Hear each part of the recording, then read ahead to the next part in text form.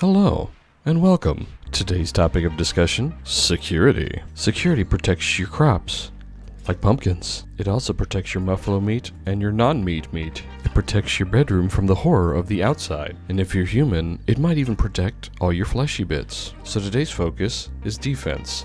We really need to protect ourselves, because we all found out a couple of episodes ago, when you allow your wealth to go unchecked without appropriate defenses, you lose said wealth in a mechanoid raid. Now, while we did pick the most defendable area on the map, it has a huge glaring problem.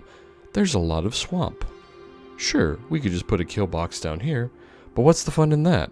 Killboxes got me killed last time, so this time we'll build a defensible wall. We finally have a workshop up and running, and everybody's hard at work to make sure that we get back to where we were before the apocalypse. And every day, our mountain base is looking more and more like the fortress it will hopefully one day be. But despite all the hardships our colonists have been through, there are still some positive things. Despite, in our very first episode that we arrived here, everybody basically divorcing themselves, it seems like love can finally bloom again. As Siri kind of rubs into Albrecht's face, that Bishop proposed a lifelong commitment to her, and they're both now engaged. Hopefully this will start no drama, but we hold no promises. But there is kind of a little bit of a problem that we face, and that's we have no power. And right now, the main thing that's preventing me from generating more power is my distinct lack of plasteel. Lucky number 13. Well, maybe. No. Unlucky number 13. Yeah, so we need to fix that. Now, even though we don't really have any kind of chem fuel operation set up, I'm going to use our albatrosses again with what chem fuel that we have, and we're going to go do what our assault droids and our androids do best, and that's taking on mechanoids. It's time that we give them a little bit of payback. Now, the saddest thing about everything is we will not have our Air Force Michael baying basically everything that these mechanoids have. So we're going to have to do it the old-fashioned way. But that's alright. You can't go wrong with the oldies. Well, most of the time. Hey, stop trying to attack my albatross, sir. Oh yeah, we still got it though. I equipped Survivicus with a charged minigun. I'm glad that he's bringing it to good use. Fortunately, it looks like Jupiter is going to have to retreat, just because she's getting banged up a little harder than I like, and she's going to bleed out in 17 hours. But that's okay. Athena herself is actually about to bleed out, so I'm going to go ahead and have her stabilize Jupiter, and then work on ourselves, while the rest of the robot boys go and just finish off what's rest of this carrier. Yes, destruction. Might want to get away from that. Okay, wasn't as big of a boom as I thought. But, hey, you guys should go ahead and, finish the turrets, please? Well, somebody's cooking something with bacon, but, I cannot hear what it is. It is an unlimited sizzling sound. Never mind, I have discovered the source of the sizzling. You guys okay? Yeah, you guys okay? Ah, the good old days, back when we had to do everything manually. Shooting everything by hand. And now, with finally some more plasteel and some more advanced components, we can finally build some advanced power generation. Once we get everything built, we should have at least sufficient enough power to keep us up and running for the time being. Alright, and it's done. It's not nuclear power, but it's gonna keep us afloat for quite some time. We won't have to worry about nuclear power. Now, for a long time to come anyways. At least until we can get a few more priorities taken care of. And you know, no matter what, you just can't get away from bugs. They either come at you from inside the mountain, or they come at you from outside of the mountain. That's okay, because they all burn the same, and of course some bugs just want to watch the world burn. Got my little Elixium pump way off in this corner here, and you know, just minding its own business. And they're like still like, nah, we gotta check that out. Like, ain't no free lunch anytime, sucker. Now, you might be wondering, what is this wall of defense that you've got planned? Well, if you just kind of saw what Athena was working on there, just a second ago, you probably know exactly what I'm going to do. Allow me to introduce you to the wall of punishment. That's right, we took a wall and we installed punishers. 4 of them to be exact. Yeah, we didn't really get very far with only 1 Punisher, so I thought 2's probably not enough, 3's not enough. You know what, 4's not even going to be enough, because this little area right here is only half of the wall of punishment that we're planning on doing. I kind of had to mess with some stuff over here, but we're planning on putting 4 more over here, and probably getting rid of this stuff just to, you know, just so that we aren't constantly destroying it. But hey look, infested ship junk crash. Looks like target practice. Oh, and looks like we might actually have better target practice arriving right now. Woohoo! It's time for some payback. Well, and it was a good thought, but I failed the most basic of things, installing attacks. Well, I guess that'll just be that just means it'll have to be some fun for next time.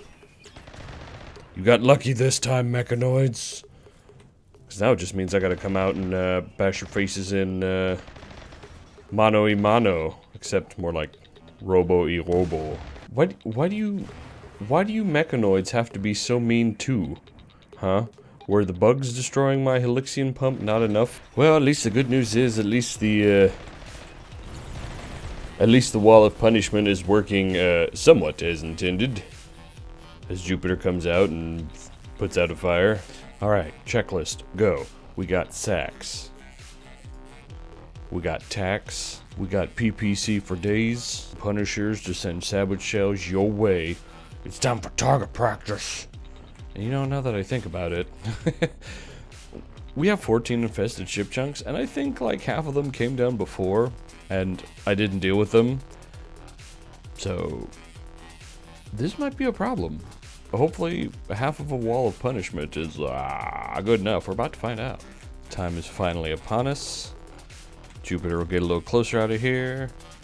She will shoot one of them, then use the last remaining charge on her jump pack to GTFO. And then we ought to have some fried bugs here in a second. Oh yeah, better hit that space button now. Oh, that's a lot of bugs. Oh, that's a lot of red on the minimap. That's a lot of red. That's a lot of my computer's not doing anything. Okay, I've regained movement. Time to jump.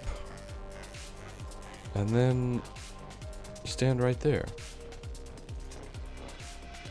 Alright, not too bad. Little bit of a bug army. For a second there, I was like, what kind of freaking bug is that? That's a thick bug. A thickamus bugus. Anyways, let's go ahead and, heck. Let's just pick some targets. Let's pick some fun targets. Some big ol' fun bugs to squash. Yes. Yes. I'm sure we'll shoot a couple in the back here. Just to see how it goes. Whoa! Doosh, doosh, doosh! Oh my god! It turned them into giblets. Oh, that's great. No. Oh my god. That was beyond glorious. Buggy giblets. Then all I'm really doing is holding this door open so that they think they're gonna just mosey on into our doorway, and then as soon as they get close, they'll be well within our firing range, and then Jupiter will just kind of duck back. Oh, gadoosh, gadoosh. Oh, more giblets, yes. Okay, I know they can't shoot too close, but let me make sure that they're actually shooting at some targets here. Oh, can you not hit that? Okay. Oh, yeah. This wall of pain is beyond sexy. Alright, when's the next time they're gonna fire? 11 seconds? Oh, man. Too bad they're not firing in unison, but still. Let the gibbing commence. Kadoosh. Boom, boom. Yes. Very nice. And of course, one of the bugs is going to try and get my craps. Get away from the craps. That's okay, because in due time, we will have 4 more Punishers. And then I'm thinking probably some Tesla coils in the front here too, just for stuff that does get close, but that's a maybe. Or you know what? Oh, that might have been too close. You know what? At this point, I think we've given them the message that we are not to be trifled with. Tupperware, thank you for all of the very accurate shooting. I think we're okay for the moment. Chef Boyardee's like, oh, do you hear something scratching on the other side of this wall? Oh, well, must be nothing. And then one bug over here, he's actually a smart bug. He's like, no, I have seen the literal bloody hell that is the flesh of my comrade flying into 360 degrees. I'm good.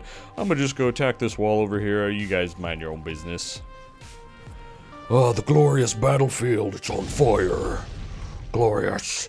Oh, these bugs right there, they're like, if we just stay back, maybe they won't notice us. Well, my friends, I'm afraid you are sorely mistaken. Yes! Yes! Awesome. That gibbing animation just doesn't get old. You know, and this has probably been like 12 episodes now, but Waveholder still has that same gun that starts fires. He literally just causes all of this. He is just Smokey the Bear's absolute worst Cthulhu-based nightmare. But I suppose it is what it is. It still gets the job done. It's got some nasty range. He's all the way up there. Just pegging some bugs. You know, it's a pretty nasty gun when the marshland catches on fire. Alright, cool. Got a few more little bugs over there to deal with, and yeah. I would say wall of punishment. Big success. Well, and with that being done, I would say that's probably a good place to end it. We got a lot of things done today. We learned what it means to defend our colony with giant guns. We're basically a mountain base with with just battleship-sized cannons on the side. Very nice. Starting to become a citadel. Sweet. So, as always, thank you for joining me today. My name's Kaiser, and I will see you in the next one. Bye.